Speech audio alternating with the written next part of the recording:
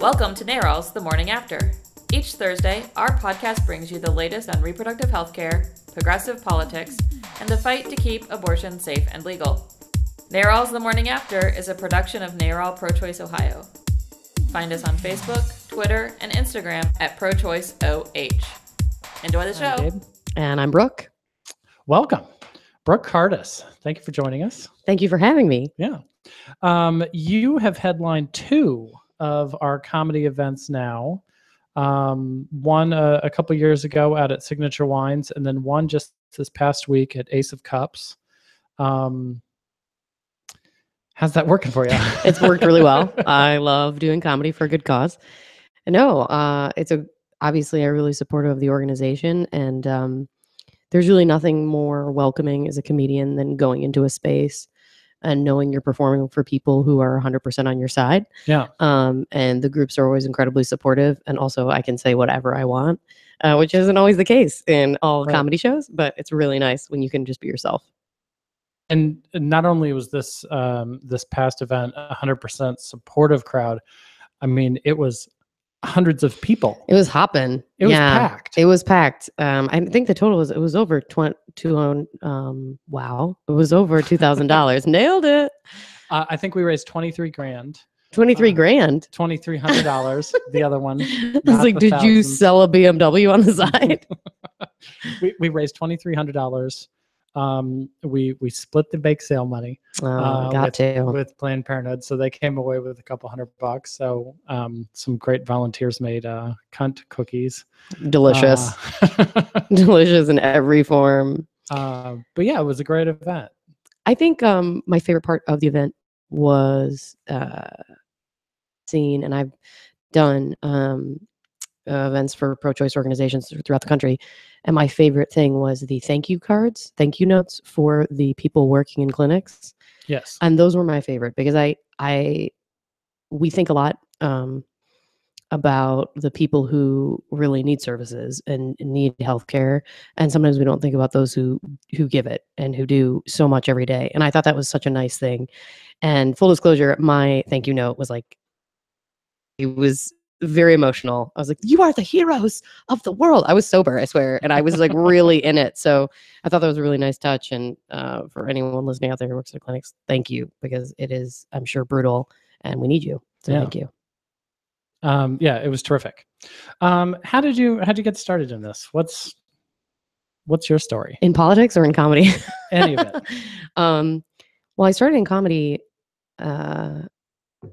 because my undergrad was in opera performance. I was a singer and I really missed performing. But I was a good singer, but I was not great. And I knew very quickly I wasn't going to make a living out of it.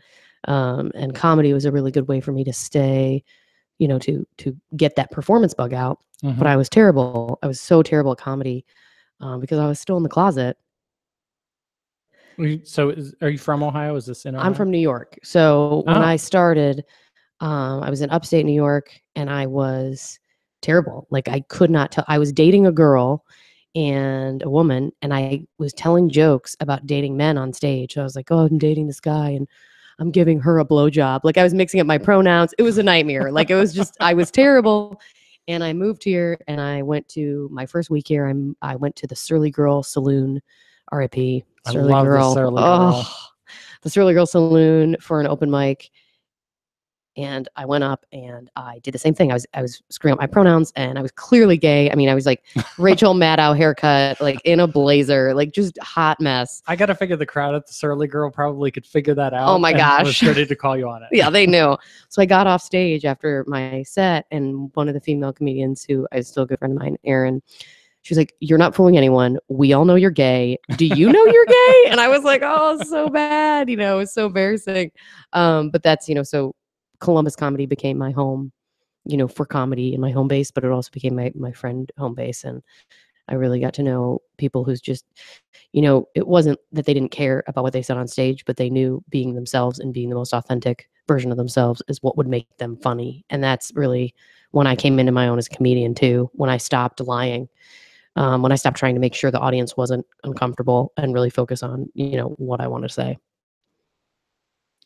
So this wasn't anything that you developed in New York? No. I worked for a couple different things. I was obviously an opera singer and worked at an opera company for a couple of years, and then I got into personal training, and was a professional personal trainer and corporate wellness coach for about 5 years.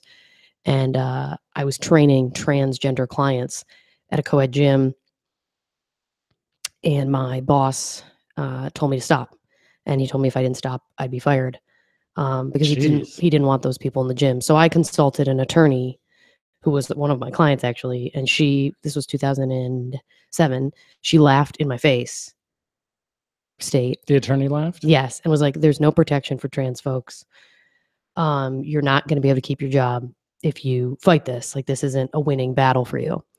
And I said, "Fuck that," and I resigned within weeks, and moved to Ohio so I could go to Ohio State for law school. Yeah. And that's what I did. So I just was like, this is stupid, and I can't believe I live in one of the most liberal states.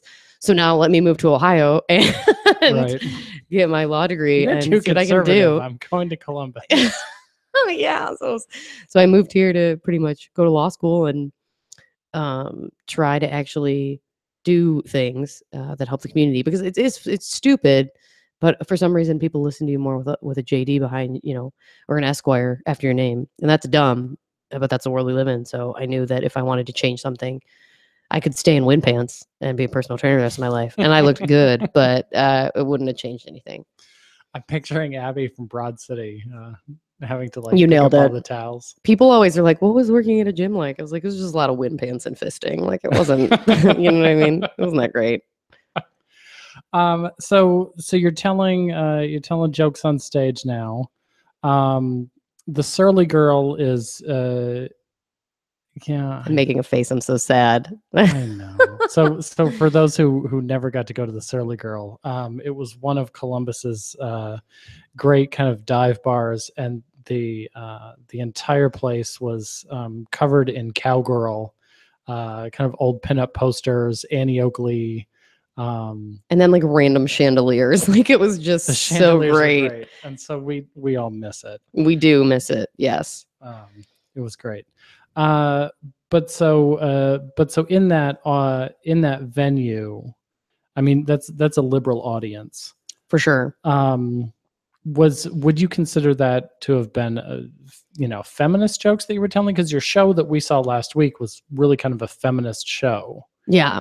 It's funny to me because I don't realize how unapologetically feminist I come off. Like, I don't. I've noticed it more and more, and I've looked back on my videos, and you can kind of see the evolution. I think when I started, it was certainly there, and I think now, with how I've changed and how I've grown, my comedy probably to most people might seem like radical and super queer, feminist, off the charts, but for me it's just my life. So it's really interesting because I have trouble defining my comedy, even when people ask me to for a bio or for a press kit, and I'm like, well, it's just it's my life. Right. But it's really difficult for me to leave it out. And I when I started, I tried to leave politics out of it, but what we have to remember, especially I think as women and as anyone who's in the movement, however you define your gender, is that our lives are political. Like, they are political because the choices we want to make we're not allowed to make, or are kept from making because of legislation. So I think that's what's really important, is like, when I started, I was like, I'll just make it about dating. Well, I'm dating women, so that's inherently political. Gay marriage wasn't legal. There's no statewide protection for LGBT folks. There's no federal discrimination protection. So I can't help it. Like, I wish I could not be political on stage. When I started, I wish I could have, but I couldn't, because everything, my life is political. Not having access to birth control, this is political. Like, that's political, but that's also my life. So I think it really, it's impossible for me to separate it. Well, yeah, I think that's good, and I think you've done a great job with that, because honestly, a year ago when we were planning our first event, our our team said, "Oh, we're going to do a comedy event. It's going to be feminist comedy." And I swear to God, and maybe I owe people an apology for this. I was like, "Really, feminist comedy? Is this going to work?" Right? Yeah. No. It's a weird thing. You're talking about apologizing for being political, and I think to your a more mainstream audience, that's the apology that you make. But I remember seeing previous comedy shows where somebody would have to go on Facebook the next day and be like, "We're sorry that so and so was thin shaming," and I was like, "Oh, Jesus. Oh my God, I will never forget that." Yeah, that was great. I'm like, if people are upset about, you're at a comedy event, you gotta kind of just chill out. Also, thin shaming to me is also like, I just feels like reverse racism, and I can't buy it. So I'm like, no, you're the majority. Nope, you don't get that. That's not how this works. But I think what makes comedy, especially of the lineup that we had at Ace of Cups last week, and the lineups that I try to really involve myself in, is even if some of the language or some of the topics are difficult for people to tackle, by using comedy, they're approachable. And that's where, like, to me, the humor part comes in, because sure, like, we're tackling really difficult topics. Like, I'm not here to tell you how you should feel about something, but I'm going to tell you my experience with it. I'm going to tell you the humor that I found in this situation, and it may resonate with you. I mean, when I get off stage at a comedy show, a regular comedy show in Columbus, Ohio, inside 270, so like pretty liberal, right? Yeah. And two women in their 30s come up to me and say, "Oh my gosh, you're the first lesbian we've ever met. Like, I can't believe you. You're so normal." And I'm like, "Oh my God, what? Are you serious? Like, where you live?" And they're like, "Hilliard," or something. No, I'm just kidding. Not Hilliard. Maybe Dublin. But so what's interesting to me about that is, like, maybe their experience with me was, maybe they were slightly offended by some of the things I said. In the conversation we had, they never complimented my comedy. They literally complimented my hair. So they left and went to work on Monday and said, "Oh my God, we met the coolest lesbian." And like, that's fine. I don't care. Whatever you want to say. But if that was like their interaction with someone who is different from them, that's a win for me. So if I come off as a radical queer feminist who's too much for someone, I'm still okay with that, because maybe it's moved them on the spectrum of acceptance a little bit, because I seem approachable, because I'm a human being. And like, that's a minor win. I mean, to me, that's all you can expect from some people. But I think, like, it is a win. And of course, like, they were like, "Oh my God, your hair's so shiny. How did you do it?" And I was like, "Oh, I just cover it in honey every other night." Like, screw you. I'm not telling you what I do to my hair. You don't deserve it, you jerks.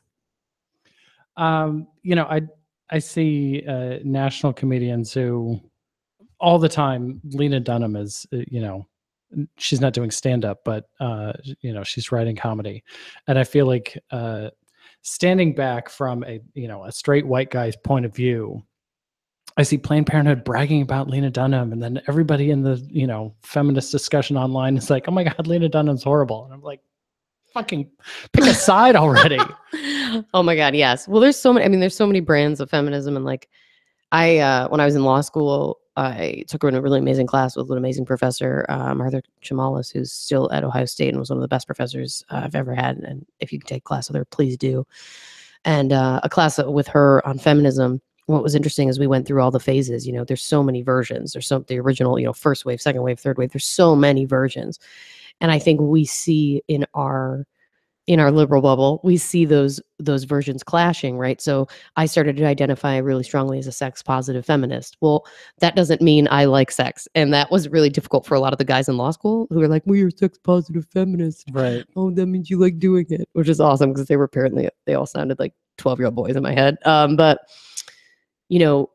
whatever brand you identify with, I think you have to make the space for what, for everyone at the table. And I think we have seen that in a lot of the events and movements since November, where there has been some clashes, right? There's been some clashes at the Women's March, and there's clashes of intersectionality, and addressing and acknowledging that every brand of feminism, if it's accepting, welcoming, and not judgmental, is welcome at the table, then we're fine. And I think that is something we can continue to learn from the other side of the aisle, because you know what, Republicans, say what you want about Republicans, when it comes down to it, they band together. We've seen that. We've seen them band together. It's terrible. Yeah. They band together. They will throw their scruples and they will throw scruples. I'm my grandfather. They will they will throw their values out the window, and they will like just band together against us.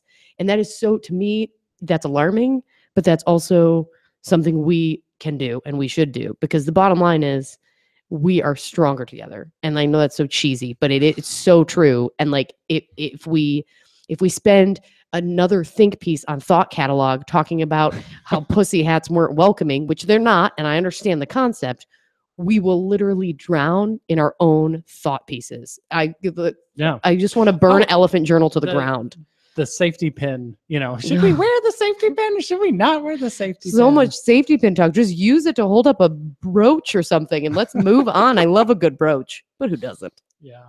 One of our volunteers got me a pussy hat. And so I've been wearing it around the office because, this winter wasn't, it didn't really need it because it's been roasting, but my boss was laughing at me, and I said, "What? It's soft, pink, warm, and 6 inches deep. What's not to love?" It's perfect. It's all the things I need and want. Yeah. Well, yeah. I mean, I was at I emceed a town hall for the Ohio's 15th district on Wednesday night for Steve Stivers, our congressman, who decided not to show, which is shocking that he didn't come. And shocking. We're all shocked. But we had a cutout of Steve. How fucking cowardly is it that members of Congress won't show up to talk to their own constituents? Well, yeah, and of course he called it a Democratic rally, which I can't. Also, that's just not a thing. But we had a cutout of Congressman Stivers, and someone put a pussy hat on him, and it was just so great. And I was like, this is what if he walked in with one, if he actually walked in and he had that pussy hat on, riots. It would be amazing. Yeah, literally, people would be screaming in the streets and voting for him, but he just can't. He cannot vote.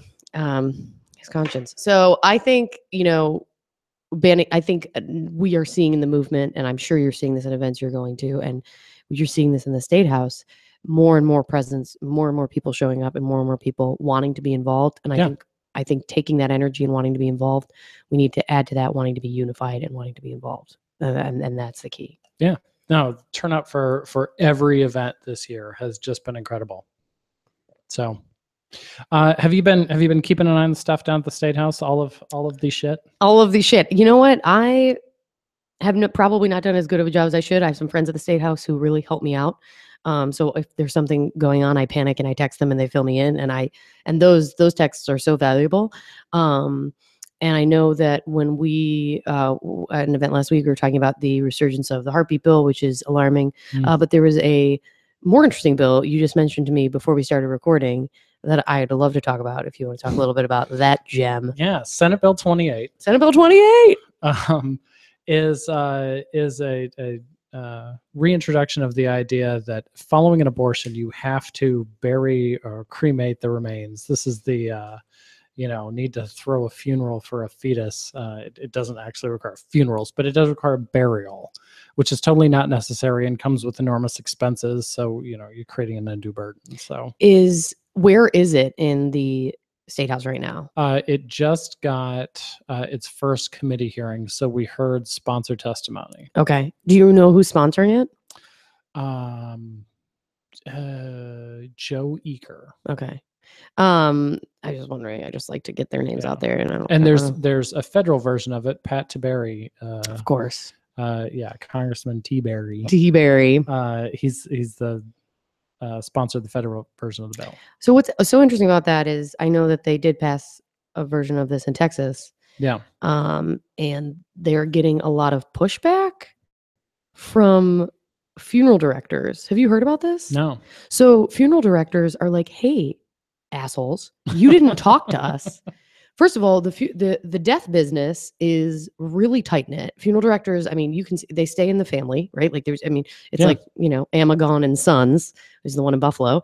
I know Amagon. It's so funny. Amigone, Amagon. It's seriously, it's not even a joke. But so the funeral directors are like, hey, you are putting this on us. Like, this is unfair to us, because funeral homes don't just, many of these organizations don't just do funerals, right? They do the disposal of remains, the cremation, things like that. So there's going to be people coming to these facilities needing these services and not being able to afford them. And these funeral directors are going, hey, Texas, if this is really about what you say it's about, Right. why didn't you consult us? And I think the same thing's going to happen in Ohio. I mean, they're trying to pass these undue burden laws that do not even consider, and they're passing them under the guise of whatever excuse they're giving for this now, health concerns, whatever bullshit they're saying. Right. And they're not actually thinking about the impact this has on the woman, let alone the ancillary organizations that this affects. And these funeral directors were like, we're not doing this shit for free. This is their living. And there is no one to pay for this. Right. So what are you actually trying to do? Like, be honest and just say you hate women. Just say it. If you just said it, I'd just be more thrilled about it. Like, if you want to shame people for having sex, shame women, not men, just be honest. Get a bumper sticker, get a t-shirt, but don't lie to me and don't think I'm dumber than I am. Can you picture John Kasich walking around with a t-shirt that says "I hate women"? Oh my God. It would be so awesome. He'd be at the state fair, like a cowboy hat, oh my corn God. dog, and Yes. I hate women. Walking by the pigs, just like hanging out, judging people. Yeah. It would be so much more accurate. And that's what I hate about these bills. I hate about the consent bills, right? For what consent of the father? Are you serious? Right. Okay. I'm sorry. What is that? Who is that for? Because I have no idea. Who is this actually protecting? It's not protecting anyone. It's destroying the privacy of the woman in the situation. Yeah. Well, you mentioned the heartbeat bill. If it doesn't have exceptions for rape or incest, and it doesn't, you're forcing women to have their rapist baby. Right. I mean, and that's how we should be talking about it. Absolutely. And I think I was having a conversation actually with my girlfriend, and I kept referring to sexual assault. She said something really interesting to me. She said, in the state of Ohio, there's no such thing as like a sexual assault violation, right? I was like, what do you mean? She's like, it's rape. It's rape. Use the word rape. And I was like, wow, this is really fascinating, because I think there is a sanitization even when talking about these exceptions. And what I really enjoyed seeing from so many organizations is the using the words that are in the statute. Use the word rape, because that's what it is. Right. That's what you'd be charged with. And if you can be charged with rape, and then the person who you victimized is now forced to have your baby, like that, right? You have to use the language. And that kind of ties back to comedy. I was talking with another comedian about It's our comedy episode. Yeah, rape. So positive. But we were talking about, oh my God, we were talking about meta, how to discuss rape on stage. And this is what we were saying, you have to use the words. And that's what even in this movement, I really try to avoid the words like, well, it can be sexual assault. No, rape, incest. Like, use these words because they're powerful and they have a lot of baggage carried with them when you use them. And that's important, because realizing there's no rape or incest exception, regardless, even if there was one, it's still a horrible bill. But if that's what needles into someone enough for them to understand how much this is a violation, then let's use it. Yeah. We do have jokes, I promise. This is funny. It was so hilarious. Ohio State House. Shit. Oh, the Ohio State House. Good times. Great marble floors. Really worth the money. Good to see what they're investing in. Built by slaves. Yeah, it's a historic building. And I don't know if you know this. Speaking of fun things about the Ohio State House, it because it's a historic building, it can circumvent some ADA codes. So it does not have to be up to standards for access to people with disabilities, which is amazing. So if you have a disability, you may not be able to get in the State House to testify about a law to help you with your disability. So fun. Did you know that? No, I didn't. I like to keep it up, keep it positive. Cheers. I'm full of sad information. I'm sorry about that. Yeah. The law school does that, I'm sure. You get so sad. I'm sure. Cheery. I was always sad. I was raised Catholic. You know what I mean? Oh yeah, happy almost Lent. It's getting exciting. I think is Ash Wednesday and St. Patrick's Day going to be the same? So people will be walking around with the. Oh no! Oh, so Ash Wednesday is we'll release this Thursday. So Ash Wednesday was yesterday. Oh, because we'll release this Thursday. Yeah, never mind. And then St. Patrick's Day. I was not the best Catholic in my parish. Yeah, wow, rough go. You were raised Catholic too? Yes. Oh, nice. I was just telling someone that they don't know what Catholic means until until you've been in a rosary making club in your youth, which people don't believe me, but I was in a rosary making club with all of my first cousins. Club? Oh yeah, it was after school. This wasn't just like homework. No. You joined a club. Yeah, it was all my cousins. We'd meet my grandmother's back room. She had one of those brown shag carpets. So you'd be putting the beads on and like you'd lose it in the shag carpet and you'd have to like run your hands. And then of course you'd step on it. It was like stepping on a Lego. It was terrible. So we'd make these rosaries and then we'd bring them to the priest to bless, because really anyone, you could take like this mechanical pencil and if it's blessed by a priest, I'm pretty sure it's a rosary. Like the rules are pretty fast and loose. And we would go and get these piles of rosaries blessed. And then we'd ship them overseas. And I never really knew what they were for. But my family said they were for like martyrs overseas or something. I don't know. I'm sure they were just like shipped and like left in a box. They arrive at some parish in Italy. The kids take them out of the box. They have the priest bless them and then they ship them back. Exactly. Probably it keeps going like some horrible circle. But yeah, I have carpal tunnel from all those beads. You know what I mean? Like that was a rough upbringing. It's really funny to me because I will never forget my aunts designing posters for the pro-life rally in DC, the rally, what is it, rally for life or whatever, the anti-choice rally. And she had the rose, that the anti-choice rose symbol. It was like, that was kind of their symbol in the 90s. I don't know if it still is.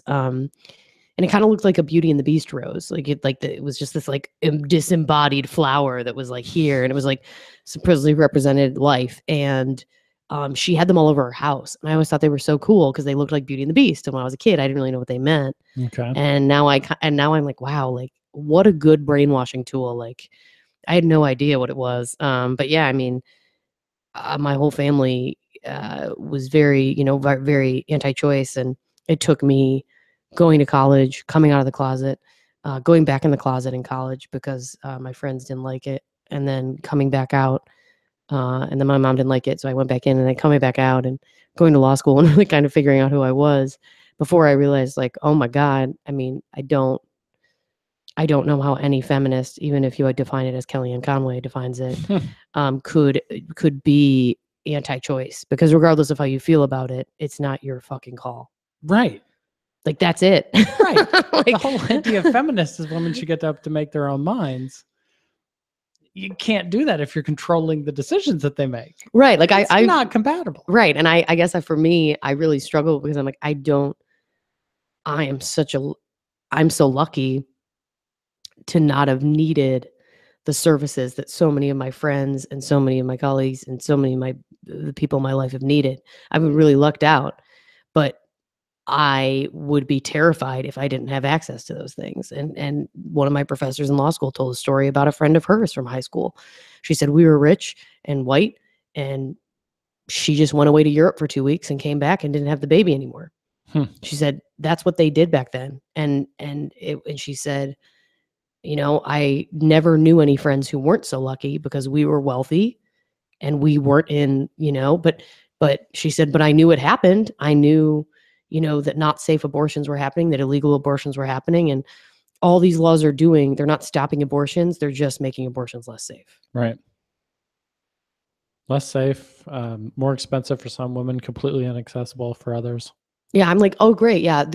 Seriously, if you're going to put a clinic 2 hours away, right, you might as well put it in Europe. Like there's, and trying to understand that for people, that like access doesn't mean, making things at every corner. That access means literally making it reasonable for people to reach. There was a tweet someone put out that was like, if men were the ones that needed abortions, you could get the morning after pill in a vending machine. Yeah. And it was like this. I was like, oh my God, that's so sad. Yeah. But like, if there's condoms in truck stop bathrooms, I don't want lip gloss in mine. That's what I understand. Women's, oh my God, you got to go to a truck stop bathroom, check it out. It's like we get like lip gloss and like terrible tampons, terrible, that just look literally like a roll of toilet paper you're supposed to stick up there. And then like men have like condoms and lube. I'm like, oh, cool. So great. You're all set. I've seen the condom machines. I've never seen the lube. The ones that we get are cologne, and it's like whatever the yeah. cologne that Amway was selling in 1975. Stallion. Yeah. Some sort of, yes. Something John Stamos would have worn when he was Uncle Jesse on Full House. Yes, you know? that's exactly right. That's Which, what they like, sell in their bathroom. As a sidebar, he like lived in his brother's basement. Dude, we never he was a total loser, and like no one ever talks about it. I mean, it was like the most expensive real estate market in the country, though. So oh my God, that's true. You're right. And he was probably chipping in on rent, and it was like $300,000 a month. Oh, I know, that house was ridiculous. Yeah. What did Bob Saget's dead wife do? Like, was she an heiress? Like, they didn't cover that, but they understood the Olsen twins would someday cover. That's true. Yeah. That was their angle. They just paid the minimum on the mortgage and knew that the girls would grow up one day and make it happen. Yeah. Oh my God. Yes. My kids watch that show now, and it was bad the first time. It's worse the second time. Oh, when the sappy music starts, where they're having like the heart to hearts. Oh, me and my wife like do a scramble run to find the remote. We're like, no. Yeah, because sometimes the messages are super weird. I feel like sometimes I look back on shows, or even when I look back on anything, I'm like, wow, this is super terrible and not a message I'd want for anyone to hear. Yeah. You know, like, oh, they're so good. So slut shamey sometimes. It's like, wow, this is amazingly terrible. Yes. It is terrible. Okay. So this was our hilarious comedy episode. I know, we were really funny. Yeah. I wasn't that funny. Rape and I know. Sometimes the law gets the best of me. Yeah. Well, I mean, I always tell everyone, if you are listening and you need birth control, I have 3 prescriptions at different pharmacies throughout Central Ohio that I'm stocking up. I'm not using it, but I will sell it to you, straight ladies, at a cost when you can't get it anymore because of fascism. So you let me know what you need from me. You told that joke on stage, and like half the women were like writing it down. I know, it's terrible. It was such a good idea. Control. Also, just to do it, just stock up on it now, because that's crazy. I mean, I went to my OBGYN recently, and they were really pushing the birth control really hard. And I was like, that's very, very nice of you. Are you nervous it's not going to be available soon? They were really on it. So go team up them, because they were great. But I was like, I'm good. I got like 14 prescriptions. I'm totally fine. Just don't look me up under Roberta Cartus somewhere. You know what I mean? Roberta is like my name. Sometimes I use it when I order Chinese food if I want to feel crazy. Do you have a fake name you use every once in a while to live it up at Starbucks or anything? I don't. You need to get one. Everyone needs a fake name, like Crystal with a K. No, like my wife would find out that I'm using a fake name somewhere, and then just the questions would never end. That's true. That's totally fair. Yeah. I'm weird enough that I mean, you know what I mean, that my girlfriend will understand. Yeah. So that's too bad. What do you mean you have a fake name? What do you mean? Like, who's Jessica? She ordered Chinese food for us. Don't worry about it. Yeah, it's the last thing I need. Exactly. Well, normally we end our last segment, Let's Get It On, by Randy singing the Marvin Gaye version of the song. If you would care to sing Let's Get It On. Oh, I cannot sing. I am terrible at singing. Now I was much better at it when I was younger. Now I just sound like a man, a very raspy man. I really like listening to this very sexual mic. It's very sexy when I get low. Isn't it sexy? Yeah. Let's get it on. That's perfect. That'll do. How can they find you? What do you have upcoming? So I will be at Shadowbox Live at Lucky Ladies at the Backstage Bistro on March 21st. I have a bunch of other shows coming up at Shadowbox in Columbus, in Yellow Springs. I'll be on the Queer Queens of Comedy tour. We are doing an Ohio tour in early May. So if you want to keep an eye out for that, check out BrookeCartus.com. Okay. BROOKECARTUS.com. And if you cannot get enough of me and want to hear more of my feminist ramblings, please buy my album. It is on the iTunes store under Brooke Cartus, or you can look up the name, which is size L for lady. Nice. Yeah, it's very classy. So. Okay. Shadowbox, where is Shadowbox now? Shadowbox is in the Brewery District. Okay. So it is right downtown Columbus, right by Rock Mill Brewery. Just moved there. South Front Street. Yes, right on South Front. And so get a beer at Rock Mill. They're not paying me to endorse it, but I like their beer, and come to Shadowbox for a quesadilla and some comedy. So that is on March 21st. So our episode's airing on March 2nd. Tonight is the Women Have Options Bowl-a-thon kickoff party. Woo! So if you want to do the Women Have Options Bowl-a-thon, you don't need to go to the kickoff party, but it's going to be at Pins, which is where I joined my pinball league. Oh my gosh, I want to go. Yeah. You can play some duck pin bowling. Meet some other folks if you need to join a team. It's a great event. For all of these infos in the show notes. March 7th in Cleveland is the Stitch and Bitch with the Feminists. If you You know what? You say whatever you want about us liberals. We know how to name an event. Yeah. We really do. Yeah. Stitch and Bitch at Prosperity. So for this, we're asking that you email Annie up in Cleveland to get some info. Because there's crafts involved, so they need to know how much crafting material to bring. Yeah. March 25th is the Swap for Our Sisters, supporting Women Have Options. They have all of our good events in the calendar this week. So this is the thing where you bring in a bag of your own clothes, drop it off, give them $10, and then it's all you can carry out of other people's clothes. Oh, that's cool. So I've heard of these events. I've never been to one. I haven't been to that one either. This would be probably good for me to get to stop hoarding clothes too. So that'd be probably healthy. Yeah. Spring cleaning.